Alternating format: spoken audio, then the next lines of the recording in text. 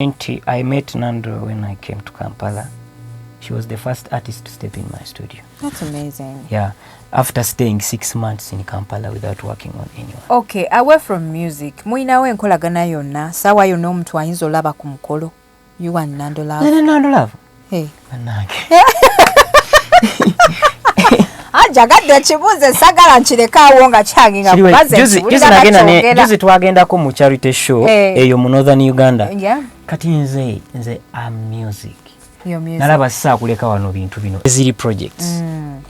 So now you and Nandor Love nga muli ba mikwano nnyo. What's going on between the two of you? Kati Nandor Love ye muntu eyali ambirivingira nnyo. Natuka kasira atenze n'endowooza nnimba. Kubanga mnaye abantu bagamba muli muti. Tuli tuti kituufu. Muti. Something might be going on. Enkolagana yaffe era kyemmanyi byereeta mu biraba. Binaabeera ebibiera mujja kitegeera tekigenda kwetaagisa kulinda nnyo. So sawa yonna kolagana y'abantu abaludde okulaba ku mukolo.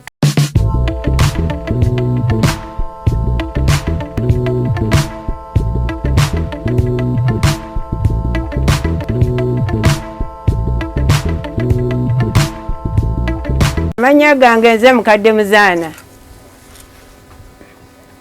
Kakati mbadde nsaba obuyambi ku baana bano. Abaana bano tebalina banyaabwe. Abaana bali bana. Obuyambi nga kimama. Sukulu fees sirina. Sabuni sirina. Byonna byetaago byawaka byokulya abaana. Bano baana b'abaana b'abawala. Bamulenzi era nono bamulenzi ono mama wakalo ono mama wakalo yamuleka wa which says B mulekwa sengera ye yambadde nayo ye kituufu. Okay kale katukutereyo ka video tulabe yenna n'abeera asobodde okureachinga school fees sirina obuyambi bwonna sirina mmere sirina sabuni engoye okwambala yonna sirina. Atusabe mukama yenna omuzira atisa n'abeera asobodde ajja kubeera atutuukirira ate naffe tubeere nga tukutuusako. Assalamu alaikum warahmatullahi wabarakatuh. Yeze Hadija Kigozi nga bulijjo wendi okubaweereza. Olunaku olwaleero nkyaliddeko producer Jene eyakuba Kinnawolovu, eyakuba Embalaasi, eyakuba Empologoma by Nandor Love. Twagala tunyumyeko naye science amukola atya, amaloboozi agamixinga atya, abirowooza atya, bakwatagana batya ne Nandor Love. Ghost Empire yaani? Tuludde nga tulaba ba producers bangi, tulabye ba gundi managements nyingi nnyo ezizze nga bwe zijja bwe zigenda, ezimu we ziri endala zaagwa endala zigenda maaso. So right now ndoza Ghost Empire gye tulina erabika ndoza yeyina omuyimbi kati ayinamu ku buyimba. So olunaku olwaleero tuli wano okubeera nti no tubaako ne bye tunyumya. Mwebale kutula, mwebale kusubscribinga. Waba oli mupya ku channel eno nyiga akagamba ako ka subscribe okubeera ng'otweyungako. Waba oli ku Facebook, ku Instagram, ku TikTok, ku Twitter, beera ng'otufollowingako bulambalamba. Jene, how are you? I'm fine. Hi. Hi. Kuza kubatulaba. Yes, abatulaba. Hello everyone. My name is Jene, music producer, sound engineer, mix engineer, melody writer, musician, backup artist, anything concerning music. Really? Yeah. Oli muyimbi? Nyimba. Oyinayoko ne ku nyimba? Ninayo ku nyimba zange on my account, Jene Music ku YouTube, but ninengeje ne branding ngo muyimbi. I'm not going to be in the active music. You're not going to be in the active YouTube. music. If you want my music, you go to my channel. Okay, togenda beera active musician busimanyanga bakutegeke. Sina time ya performing. Mbuba kutegeke mbusimanya biki. Bakutegeke no naye olumufunayo gundi bookings ne ku 14th I have some bookings this Valentine's. Abana bagikola challenge in your music. Yeah. On TikTok. Yeah, like but which basically nyimba my mother language, and I okay. fuse it with English. You mix sense. And Swahili. So which language is that? Runyoro Rutoro, we call it Runyakitara. Oh really? Yeah. So yagwa muyimbi wa mu Runyakitara. era kati mweno mumanyi producer naye nze wentuuka eri muyimbi oli celebu. This is amazing. Wow. Oli multi-talented producing oyimba. Above all the chesaze wano bambi oyina empisa omanyi nze zisirika ize okusirika kwanema when I see something nice on somebody I appreciate them. Bambi oyina empisa, you know, you're so down to earth. Chetsokerako. Thank you. And you, this is a lot of discipline. Banaye tuse wane no banyaniriza mbiti waka coffee wekali. Oh my God, nja kwogerako ne je nagenda kubanze sisirika jene. Nainga bitambula bitya. Tuli wano tugezaako. Mugezaako. Ndongo yoka. Yeah? You're the new guy on the block. Simanyi oba okimanyi. Simanyi. Kwakwatiridde Uganda 2024. Nedda. Tomeza malala. Okwatiridde Uganda 2024. Mukama yasinga mu byonna. Yeah. God is in the center of everything. And ono ati omujja wa wabisoma bino byokola. Nagano genda kusomero. Why? This is talent. Namala senior 6. Nengana ngabagala nsoma bwa lawyer. Nengana Lawyer? As in law? Kati ntudde na kanso mulamba. Nengamba bannaye. Kambere lawyer naye nga wandongo. Lawyer wendo. Bintu bingi nnyo bye munsaliddewo mu bulamu nange kambeeko kimu kye ngenda okwesalirawo. Wow, it's amazing. Then nengamba, how am I gonna do this? Bagamba soma, you need to be studied. Nengamba, what is the meaning of the word getting studied? Kola research yange. Getting studied is focusing on something and being intellectual in a certain part or area. Now I'm gonna center myself on music. I will not need tuition from my parents. I'm gonna teach myself everything. Nze nasula enjala nyingi just to have data, because everything chenakola I locked myself in the house. I love staying in the house. I'm an indoor person. Togenda kunsanga anywhere. In the studio, in the room, in the studio, in the room. I can tell by your studio. Omuntu ayagala ennyo okubeera mu nnyumba oba waka oba somewhere. I'm making sure nti awantu awo wali what. Like Thank me you. and my bed. Tuli tuti.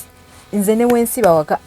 Buli wamu waba we wali entebe weri naye nze njagala nnyo okubeera mu. Yeah, I fear the atmosphere out of my room. And this is a very cool atmosphere for you. Yeah. I love your studio, by the way. Kugambe nga nakateka, right? I like it so much. Yes. Thank you. I'm very inspired. Tugezaako because sometimes of creating something good. Kino kyennyini gosi kyali ayagala.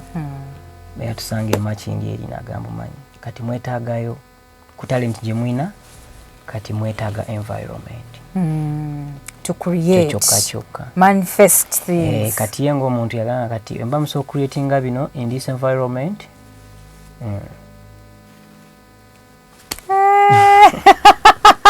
When I look at him, mbeera mpulira nga bamuyimba Jene. Mba mpulira nga bamuyimba.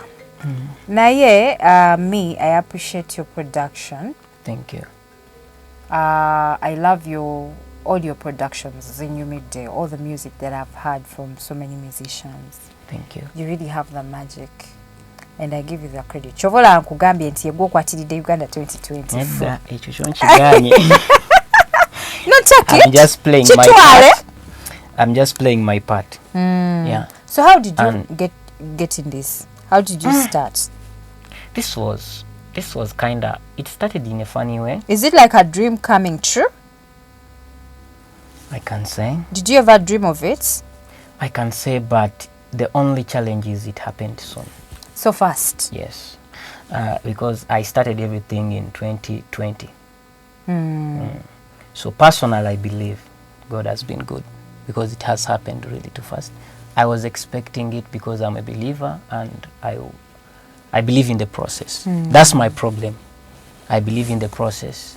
So I expected the process to take around 10 years for me, and I was ready to dig down and work through the process of 10 years. That's great. But God is good. So I'm going to use the time I had to cover up this to go higher. To go higher. So how long have you done this? It has two parts. There is the active part, neri part endala. Je wasoko kola nga just obera inspired obera nga DJ. Eyo naye ebera we your time. Then ne wabera kati ntandise. Now, the inspiration began in 2016. But the shooting off started in 2020. Juice one on 2020. 2020 I went after studio and now I need it. Now even the other part, the inactive part is also so important because still I would do production on my phone. I used to do production on my phone. Ngakosa applications. Waliwo applications nyingi wano ku simu. Ezikola production esokola waliyo beat making. Ogenda bugenzi ku Apple Store noteka mu beat maker oba Google Store. Beat maker oba beat making anything relating to music. Okay. Which is so good when you have the passion, you always find a way. Era omuntu akubiranga nze nkole ntya abatanaba kwagala. When you want something, even before you do anything, there is always where to start from. Exactly. As much as I remember, in 2020, twali tuli mu lockdown, right? Yeah. Gwe notandika business mu lockdown? Kati nkunyomeza ki. Mu 2019 tata wange agenda nfunira akagigi nenkola some money. Ezo sente zaali za paying off for my tuition or to cater for my kuba nali mu vacation, to cater for my issues chichi yewunya zenakeera sijjangako nali sijjangako neeno nali nya basi nenzija nafuna omuntu ku Facebook biseera ebyo nga Facebook yeriko atunda ebintu bya studio. Sente zonna zaali zitegekeddwa ogenda ku tuition oba to handle school fees issues n'ebintu kusomera nengula mu studio. Nokola mu studio. Yana nali nkyali awo ne lockdown nejja nga kati olabye eyo 2020 era nze corona sente ozijjeewo otandise studio tebannaba nakukutegeera abantu tebakimanyi kati awo era tata wange yajja clients walinga enfunda nyingi kati kankubulire muzina emboze tugenda okunyumya zonna kiraya nti mujjeemu n'essaawa yakakati nga weeri. Nze mu bulamu situnulira nnyo ba clients. Ntunuulira my relationship with people. Nti leero meetinze Adija. What is the other part? Are we going to build ourselves? Ng'ovudde ku bino ebitu what has made us meet? Kati nze kyenjagala mu nsi kirala siba kiraya nti osobera n'omuyimbi ogwo naye nga mwenna mwabondinga ne mufusinga weemuti nga mwe mumala okucyankalanya eggwanga. So mine is about working with people who are lovable, loving, kind, generous, likeable. Because can I ask you a question? Please. How much are you going to give me to give you something that is going to give you money? I already know it's going to give you money. In the back of my head, before I sit here, I know I'm going to give you something that is going to give you money. A lot of money. So how much are you going to give me? No money. I just need your love, your heart, your people are going to misunderstand you. They will think you're working for free. It's okay. But do you know that there are some people that I work for at a lower rate than others. But do you know those are the people that have paid the highest price? Because they give me what I cannot pay them back. Oyinza okusanga nomi mnoga onamukoledde bwerere omuyimbi gwoliko yangulidde emmotoka. Kati emmotoka erimu ennyimba mmeka nga za audio ng'ogenze wa producer just business. Kati gwe lwaki olowooza nti you get the science? Yeah, I get it. It's about working with Bonding. people. It's about creating a Jene community. Yes. Sinti no nagenze wa Jene nenkola oluyimba byo byowulira omuyimbi akubye producer. Kati omuyimbi akubatya producer. Like how do you relate with someone to the extent of fighting? Omuntu aina mukama amutaddemu obugagga then is gonna pass it to you then somehow omukuba n'omukuba. I think you're professional like, with your work. Do you know omanya abasamize? Can I give you an example? Yes, a good example. Omanya abasamize. Bana abasajja abalala bagenda mpuliyambu ne bafuna obugagga. Osogenda ku muntu ng'oyo omuntu go working naye under that condition eya business n'omukuba. So eba relationship nayo gye muba mu buildings sometimes I blame it on producers too. Your relationship, like how do you even get, like, I hear some producers mbuno bakola gundi mbu bakola ebyokwegatta mu studios zaabwe. Oh my god. Kati kambuuze abaana abawala babakabasanya kati mwana omuwala omukabasanyiza lwaki takkuba oluyi oba ofuuse partner oba tokyali producer. Kikyo kye nakugambye nti omuntu gwe bakubanga producer oba waliwo okukuba kuno bino ebatukubanga out of what naye uli ambu mbadde mu studio ne mubeeramu entalo ne mulwana ekyo kyenjogerako njagala bankotinge anti some producers nabo babeera bali mu studio zaabwe nga bali mu kunywa eneeyisaayo kitandikira ku ggwe like kyovula nkubuuzizza ekibuuzo nti how do you relate with an artist to the extent of fighting? How, like mugizimbye mutya enkolagana yammwe eyo eyimiridde ku kireeki ng'erimu n'okwekuba empyo kamukubemu leero gye ne pa how are you? Are you okay? Nganziramu bbi kubanza jene kati wazikyane n'okunkubira akayimba n'enkuyisaamu siraapo eri geeti tolabyeko bamagye babiri tolabyeko masannyalaze waggulu owalampa we gakuba woogwa oogwa nze sirwana siina galwana oba ogaddewo nkuba ssimu iPhone so gigamba sirikola afande ne woba ogikutte mu ngalo batugamba nti no baproducer muyingize n'abaana abawala ne mubakwata mu mbugombo ne mubasika sikaati kirungi okyogedde bulungi ba producer bw'oli kiwulira ku jene naye gwe nga tetukuwulirako ntalo tetuwulirayo yadde n'ekitujawulira bino ebyobulimba kwanze wonyiza Adija I tell you straight nga tuline wano nti mu interview wanyiza togenda kiwulira ku oli ali ku kamera obaani awo wennyini tubeera mu kyaki nyinza okugawaayo weenenyeze wano wennyini onyizizza. So what challenges are you finding with this kind of work? Because nothing is 100% right. Well, one biggest challenge with this work, sometimes you sit and miss the world where you're not engaged in this. Now let me tell you this. People who listen to China Olof enjoy it more than us. And they are living. And we are also living. Naye kati gwe bw'obeera mu kintu kino nnyo otuuka akaseera ng'ate gwe byokola binyumira abalala so obeera osurrenderinga. Kati obeerako passion gwe mu bulamu bwo mu nsi gy'ogyemu nti nze ndongo tejja kunnyumira nnyo ng'abalala. Naye era still naffe tulina engeri gye tuginyumirwamu endala because naffe kati bwe tuba tugiwuliriza we listen at high end. At the highest pitch. Mu ngeri ate eri endala. Which is also beautiful mwe kyemutayina. So I think life is just like that. There is nothing perfect. You just have to continue going. I get it. So apart from missing the outside world, excuse me. Apart from missing the outside world, any other problems you find with this kind of job, like losing sleep, sleeping? Other problems mwebiri. Otulo, kituufu otulo. Nejjo nebase saawa 10. And the funny part is when you get used, you start thinking that's the normal way. Yet other people are sleeping at 8 p.m. 8 p.m. is too early. Or 10. At least 10. Yeah, some people sleep as early as 9. Exactly.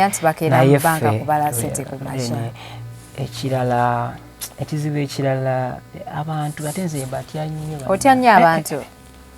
Kati otya nnyo abantu otya ng'oli producer wa people are dangerous. That's what I need you to know.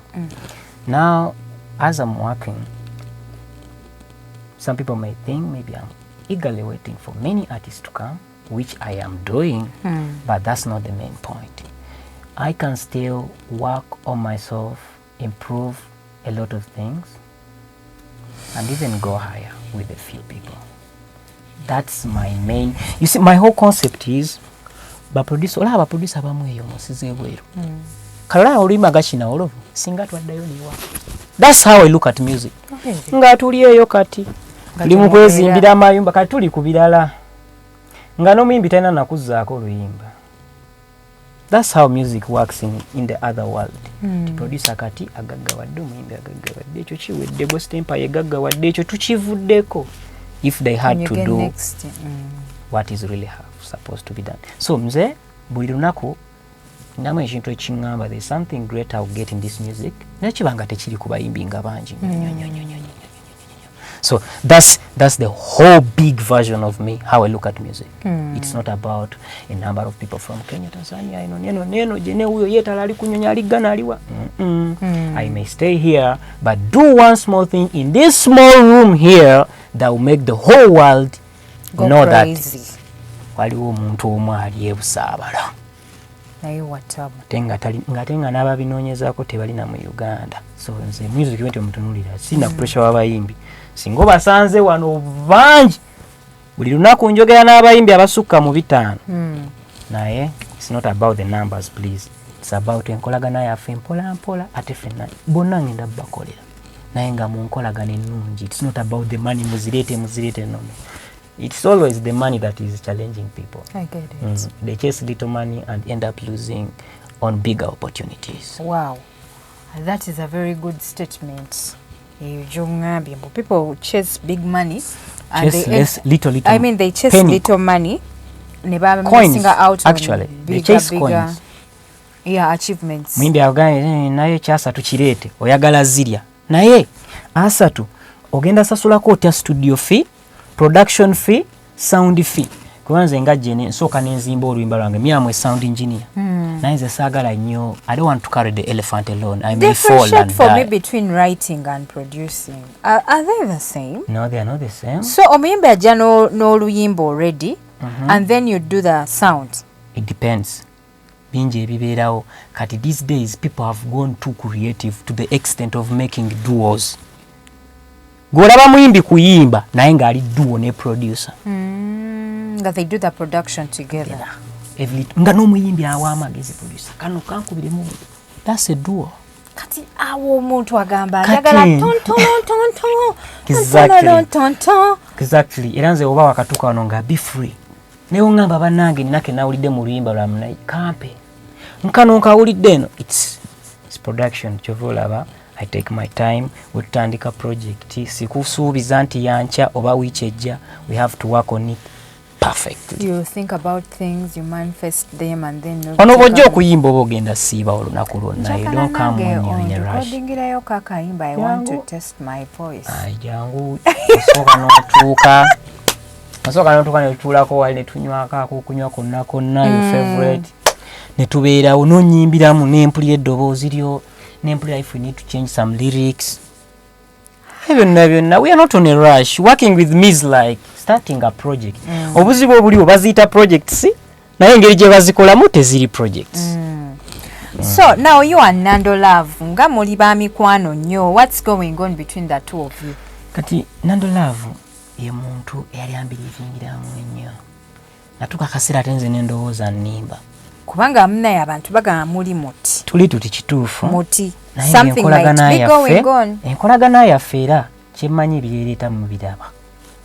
Ebinaabeera ebibeera mujja kitegeera tekigenda kwetaagisa kulinda nnyo. So saawa yonna tuyinza okulaba ku mukolo. Over 20, I met Nandor when I came to Kampala. She was the first artist to step in my studio. That's amazing. Yeah. After staying 6 months in Kampala without working on anyone. Okay, away from music, muinawo enkolagana yonna, sawa yonna omuntu ayinza olaba ku mukolo.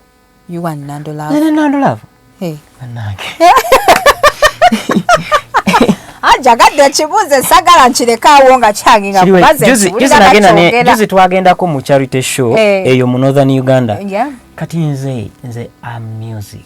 Nalaba kuleka wano bintu bino era nayoga ne ghost netufunawo a separate car just for our studio netukirya naye mga those 5 days I load. I'm addicted, like it's an addiction. I cannot do without it.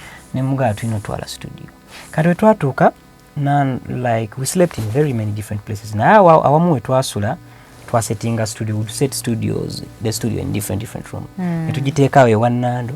Now you're in a room zero. So we were working at night. Someone took a video and I posted it.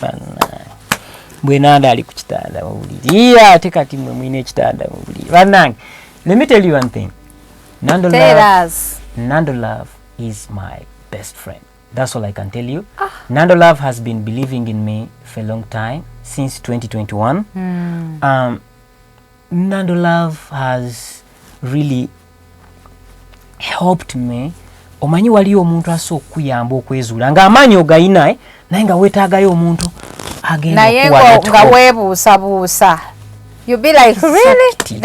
Nga weebuusabuusa nga just obulako omu agenda okugamba osobola genda naawe biri eri bye baatugamba nga genda oyogere mu maaso ne wabaayo obwakusindika ne weesanga eri mu maaso. Yoyo Nandor. Bwe obeerawo nga okyebuuza akubbamu tteeka ogenda kwesanga ng'oli mu maaso era ng'olina okwogera kati otuuseyo redi tewali. And by the way, gwe ne Nandor Love mufaananamuko era nze mbadde ngamba nti abaagala nawe babeerawo for a very long time. Batandika okwefaanana. Nandor Love is just good. Naye ng'enkolagana yammwe away from music eri etya? Kolagana yaffe away from music. Kubanga kigambo kino besti ffe tulina engeri gye tukitegeera. Sikugambye besti. Nambye best friend. Kwano gwange nnyo. Besti bibeera ng'ebyekiyaayeyaaye. Ekyemu bbiri mu kiraabu twesanze nga mmwe bibagatta biringa ebya excitement of fun. Oyongedde n'okiggumiza n'ekitegeera bulungi mu mutwe muno. Era nkitegeeredde ddala. Besti mubeera jampe friend wo Nandor Love. Best friend. Yeah. That's good. So away from work, is there any nkolagana between the two of you? Away from work, maybe okwogera on ebintu bitera okwogera. Nandira bidda ku music. Bedroom bully. What we wanna. Bedroom bully. Mpozi nga luyimba nga twagala maybe kuwulira mu lyo luyimba lwa bedroom bully tubeeko kye tuwulira. Naye nga si bedroom. Ono mugezi. Bedroom bully wali oluyimba. Ombuusa otya? Nambuusa ne. So wuliramu. Ne tubaako inspiration gye tufuna. Naye ng'ebintu bye twogera ne Nandor ebiseera ebisinga bireeta ssente. Bireeta ssente ezijjuza akasenge kano konna. That's great. Yeah, that's what we discuss. Okay, tulaba Nandor Love ayimba nnyo ku nsolo, mpologoma, nawolovu, mbalaasi, ate oba agenda tuyimbira kikuluno bango oba ki. Ate no tugireeta. Nagiwaddeyo dda nze nakoze ebyange. Kati mugirinde. You share these ideas together. With her. Nawandika embalaasi noga kampandika egundi kankole bwenti ne bwenti. Naye ekino ekyo bakibuuza nnyo. Nagambye Nandor Love, we need to surrender a day. Tukoleyo session tugiposting nga n'oluyimba tetululiiko abantu balabe nga we tukola. Because niwe tubagamba olumu nze ndaba tetubawadde real answers. Because the other thing is spiritual. Sisa kinnyonnyola n'okitegeera. Naye we tuba mu session, everyone is there to help the other. Oli akuyambako binaka. It's working together. It's more of someone who already knows you. Ngoli wanagambo ne doctor wange ndi mulwadde jange. Nante kitegeeza tosagendako walala nga doctor litaliyo. Naye era akakubeera muno nga oliyo wange oli. Doctor wange kanzireyo. Tebankube empiso n'enzita. So working with her is just working with her is like putting minds together. That's how I can term it. That's great. Putting minds together. Because I'm free. She takes ideas. Kasazibanga nungi. I know kutu. I am Nandor Love temumanyi by the way. Mbera nengamba bano.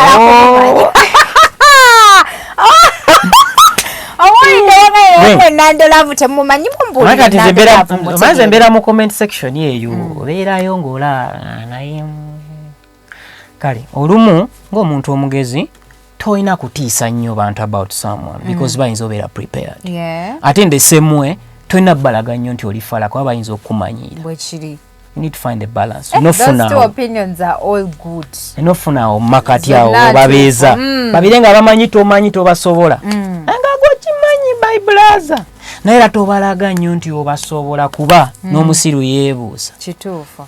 Okay, 2025 here we are. Tugitandise. What do you have for us? Projects nyingi. Nakafuna y'abayimbi. Naye kambaleke njabawulira ku TV. Naye nga Manyi. Weka soli oluyimba sekendi 10 n'olira mu logo nti Jene. Nti Jene. Manyirawo. Oyo tabanze, oyo nange simumanyi. Oyo aba mulala. Nyonyo. Nange simusoba sana mumanyira. Gubeera muzibu. Tewalibeerayo olunaku lwonna. Ze kukeera ku macha nga amanyira. Jene. oyo mubi oyo mubi nange simusobola banaye buli muntu mugonde mu field ye ayina engeri gyawuliramu amaanyi naye nga Jene bambi I think kituufu ogewulire nze Jene nga nze nsobeera wano biriyo n'abagambye ebyokuba mbadde ensaaga nze osaana kunkubamu kuba nze Jasper kunihira naye Jene really batugamba nti no ba producers mzati nkugamba ba because you are also a producer true balinganga bolaba ba photographers abekyalaani ababazi the moment you give them money for example bwoyinza okwewuuba ne weewuuba abanayigeriya akayimba kange okamala ddi gwekikola otya kyo kiri kye nakugambye nti it's about abo abakirimu nga it's about what money I know it's about money. Yeah. Kuba njagala vuga benzi njagala zimbe eri entebe njagala beera mu naye the thing is that tokulembeza sente the process joyiseemu eri so important than the money.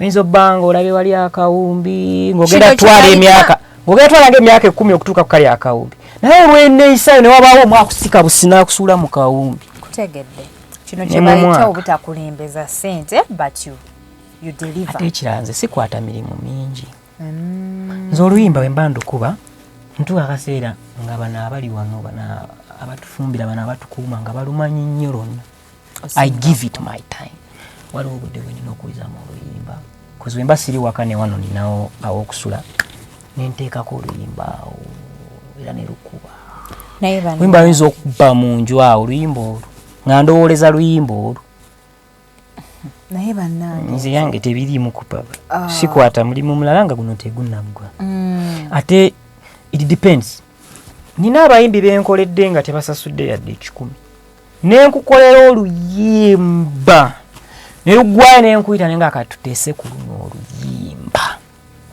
nga talina kyakugamba tulina sente mmeka loyalties tunaakola tutya eri enkolagana gye nakugambye tekiri kukukubira bukubizi kugenda loyalties nze nfunyeemu ntya nsigadde ntya nga nfunyeemu years later gwe kale nkikuwadde oluyimba ndukuwadde kinawolova olufunye nze nfunyeemu ntya era ghost akugamba olinako percent yo nga producer era obeera dede kitegedde nkolagana kitegeera okay nkolagana abalungi abatula bonna ku lwaleero ono ye producer Jene akubye ennyimba nyingi nnyo naddala za Nandor Love abantu bamutegedde nnyo mu Ugundi yakwatiridde Uganda 2024 ng'atuyisaamu ebigoma tutudde naye olunaku olwaleero twagala okutegeera kwa producers ne producer ono ebiboogerwako bye bakola eyo mu studio gye tutali tubitegedde olunaku olwaleero Jene obadde ngamba nti 2025